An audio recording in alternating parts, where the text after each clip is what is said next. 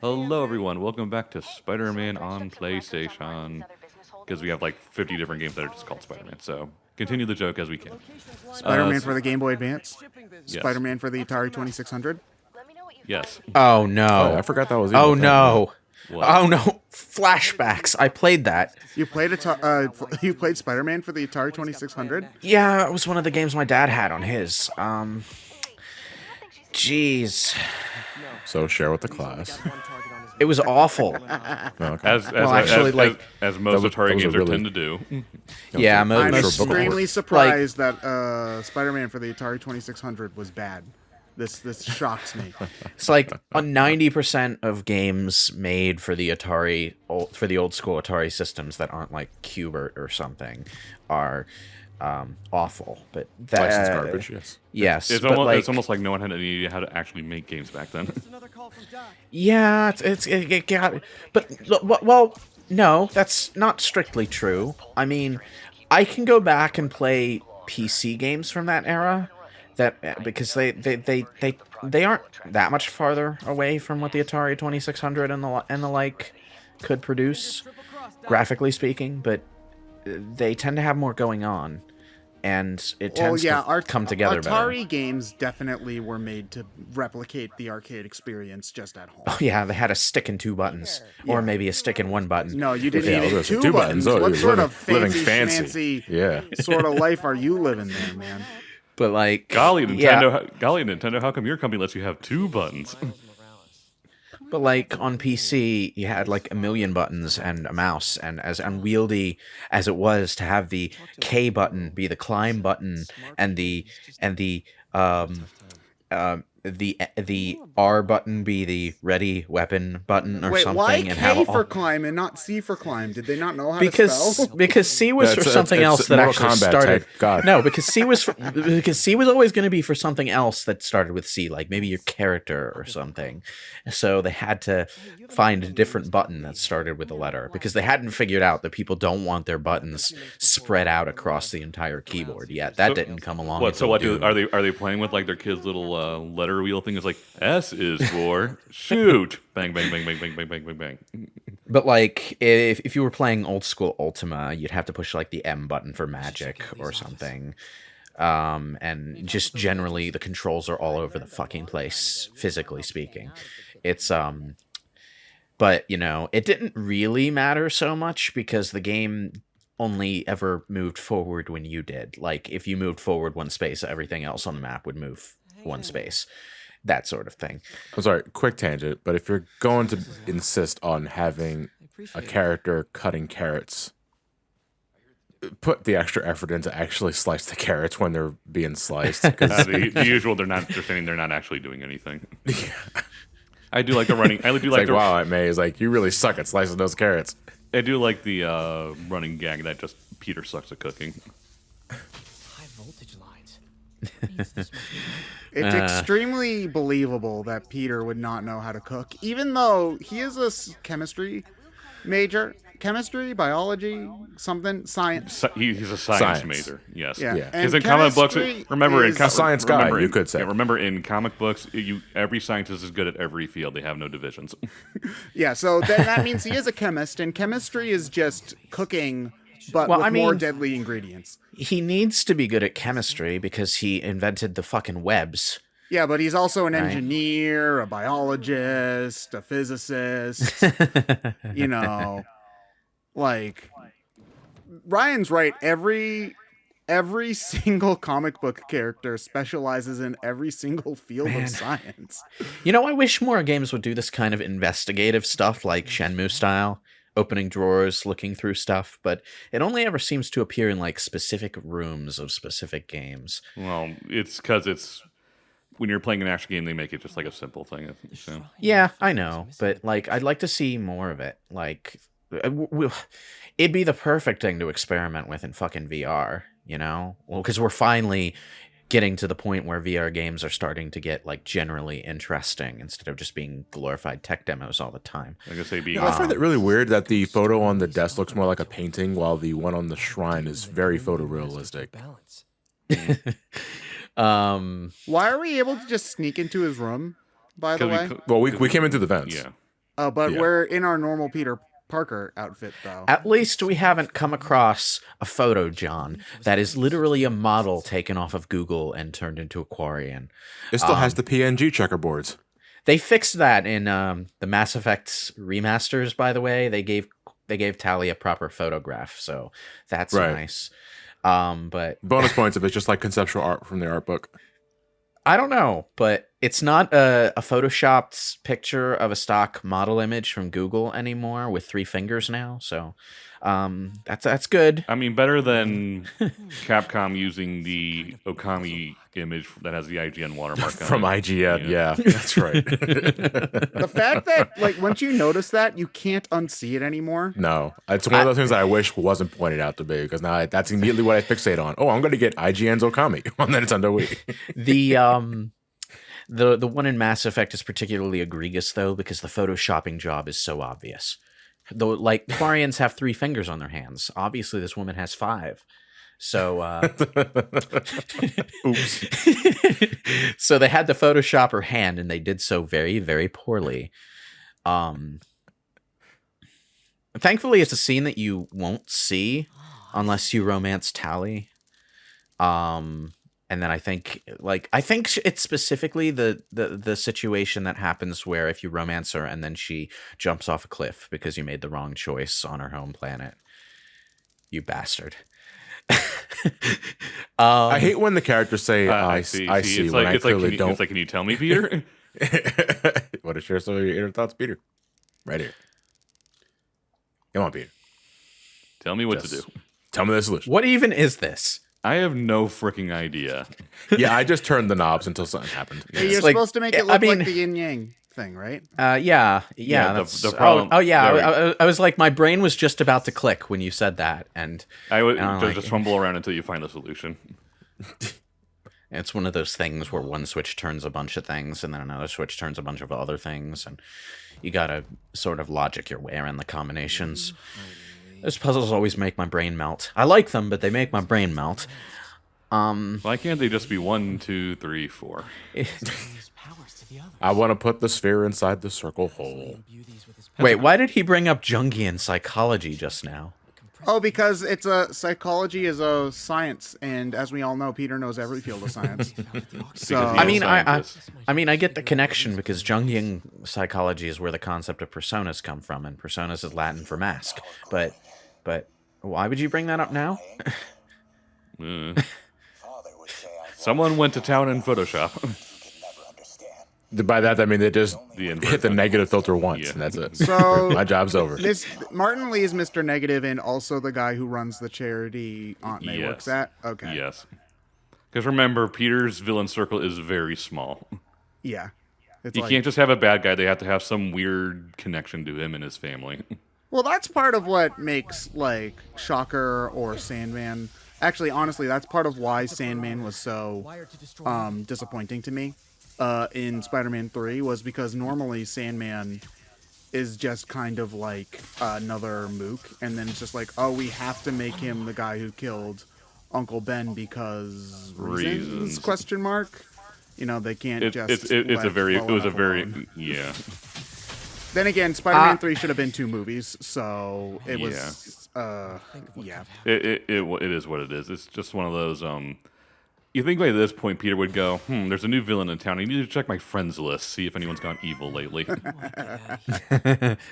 It is kind Hey, of Flash, how you doing? You holding up there, buddy? No homicidal thoughts or anything like that? It, I it don't know. is I'm kind just, of I don't know. I'm just swinging around the city lately, checking out new places. Oh, good for you, Flash. it is potentially interesting. Were you just there waiting for me? I thought you were out of town. Did you find what you were looking for? Martin, you're back. Can get that. Thank you. And heading off again shortly, I'm afraid. Just needed a few things. Okay. taken off. Please don't notice the short-circuiting floor. Yes. Something burning. Tragic. Aunt May's carrots. Peter was That's why she couldn't cut them. My carrots will burn. Damn it, I set them on fire again. What? That was, Why am I always oh, left so in it's- charge of cutting the what, carrots? so it's just Peter with the, Peter with like the Homer Simpson bowl of food and they're just magically on fire. Yeah. Wouldn't have anything to worry about. As long as you stay away from places. I think, you know, Dude, could you have made an possibly more evil statement? It's just as long as you're not going places that you aren't supposed to. Anime. Oh, that Martin is such a nice guy. I'm feeling I mean, quite it's- negative it's today. it's also This world inno- isn't perfect. it's also innocuous though. Like, Oh, He no, said I it in didn't a very villain. He said it in a very villain tone. uh, Oh no! The offshoot Blue Man group, the Silver Man group. You're not playing percussion instruments at all. They all have long flowing manes of hair instead of being blonde. You mean well, bald, it's a yeah. good thing that Did I say Mr. Lee blonde? left. God. Yeah. Yes. It's a good thing that Mr. Lee left because he didn't actually see Peter just completely destroy. But he knows, though, at this Yeah, point. he already knows. Yeah, he's Yeah. not. I Wait, like doesn't that he? he's not a dumbass, and like he absolutely was like, Peter's up to some shit. Like I wouldn't. Well, I mean, I finally got your Peter, yes, but does he know Peter is Spider-Man? Yeah, I'm that's fairly that's- certain he knows at this point. I feel like he could have a pretty decent guess. Like I would assume he has a network of stuff, so if he doesn't know right now, he would know by the Like, time. why he gets would, home. like, I think, But I well, think he's so going to use something called Devil's Breath. putting 2 and 2 together, no, I don't think he knows that he's Spider-Man yet, but yeah, I would think that he would easily come to that point because how else would he enter this room, given the amount of security he had on top of it? Holding onto it for now. Or he maybe Oh, he no, wouldn't it immediately was- it jump was to that- Spider-Man, like maybe he's a mutant or whatever, you know? No, Like, yeah, it was that crack reporter, Mary Jane Watson. Yeah. Sorry, MJ, but I think you'll want to hear I got you on someone's shit list again. Yeah, stay underground for a couple of bits. No. How about we catch up over dinner? okay. So Oh, sure. I'll even it's been a couple weeks since we last played. Where in the plot actually are we? how you told I mean, I Um, know. Miles' dad is dead, I think I just saw it. Yeah. Yeah, I remember that. Yeah, there was the assault on City Hall. and we've kind of done not much since then. Thing is, they had Oh. You know, we're kind of dealing with the fallout of that, and something similar about the guard who that kind of released just leads into finding out that Lee is Mr. Negative. Which we kind of already knew.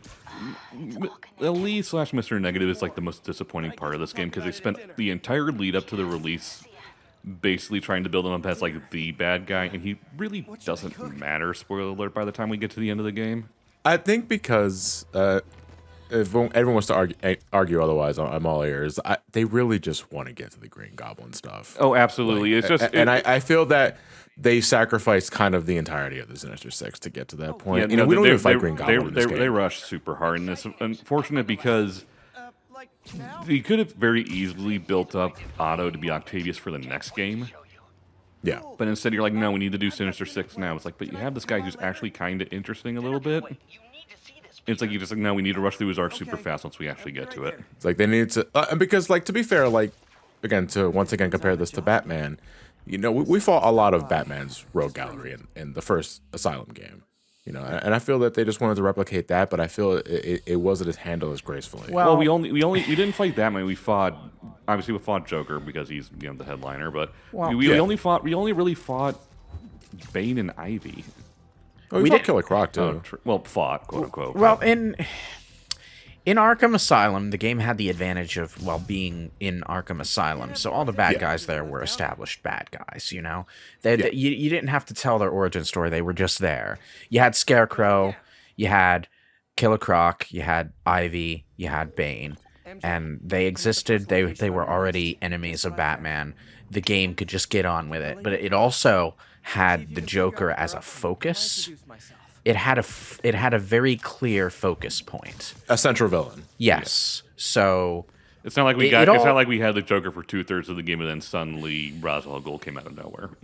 yeah. I will say Arkham Asylum not so much, but the other Batman media does have a similar issue with they just want to get to Joker. You know, Depends. If in TV they do whatever they want because Joker can just appear whenever they feel like. yeah, but It's more movies that have that problem. yeah, we're just like we need to get to Joker. We need to get to Joker because it's not like Batman's well known for having among the most popular villains library in comic books. You know, I mean, hey, we got Riddler coming up. That's cool. I've got feelings about the Batman movie, and by feelings I mean I have lack of feelings, and that's the problem. But whatever.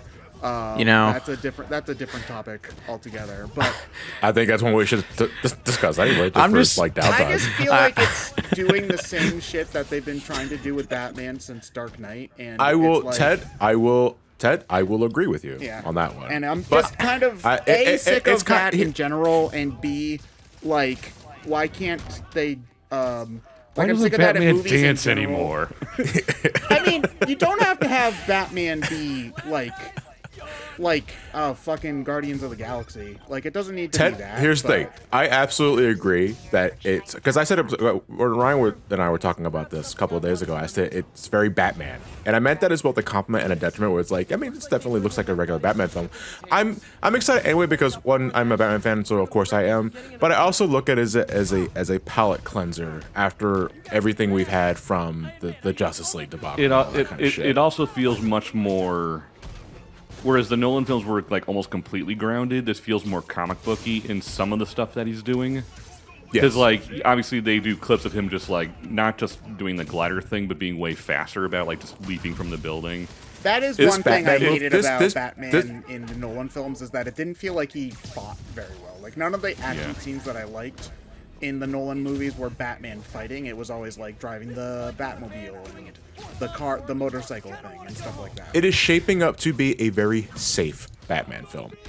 But at this point, I don't care. Like, I just think, give me something that I know will be good Yeah. heading in. To be think fair, the- I guess I shouldn't be as much of a Debbie Downer about it because it has been 15 The- years the- since the- we've had a yeah, good the- Batman movie, so Well, I should. I mean, the last solo Batman movie was Dark Knight Rises, and that was 2011, 12. Yeah. and that Yeah. that one wasn't particularly good. It was fine, but That was fine. It's just that it fell apart the more you thought about it. Yeah, so it was especially, I think, like, it's weird.